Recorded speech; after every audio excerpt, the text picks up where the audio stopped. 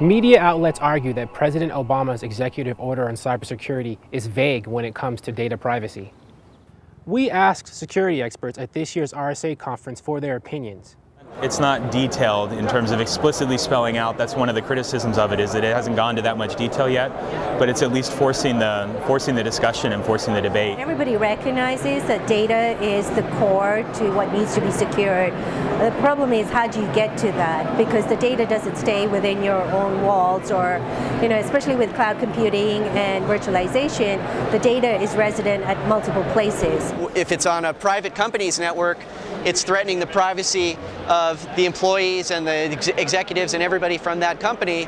If the attackers are on a government network, it threatens the privacy of every citizen who takes advantage of that government agency's network to do their business. But regardless, would data privacy legislation force the public and private sectors to be more open about what they share? One expert's not so sure. Telling your customer about what's bad in your product is not going to help you make more sales. So vendors have never been good about sharing data about what's wrong with their systems, and will generally try to cover up what the issues are. There's also a feeling among vendors that if you share that information, it may get exploited. And if you can distribute data to all the different government agencies, it's also going to go to the attackers as well. But at least someone agrees that the bill is a step in the right direction. Individual privacy and civil liberties need to be protected.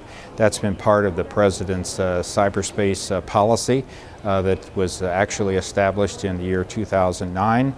And I think with his executive order, he's just ensuring that we continue to observe the privacy and the civil liberties of all of our citizens.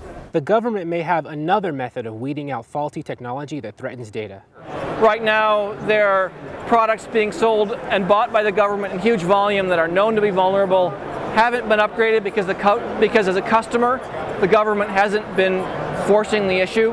And I think that's where the government's real power lies, not necessarily so much in trying to get communication between the public and private sector.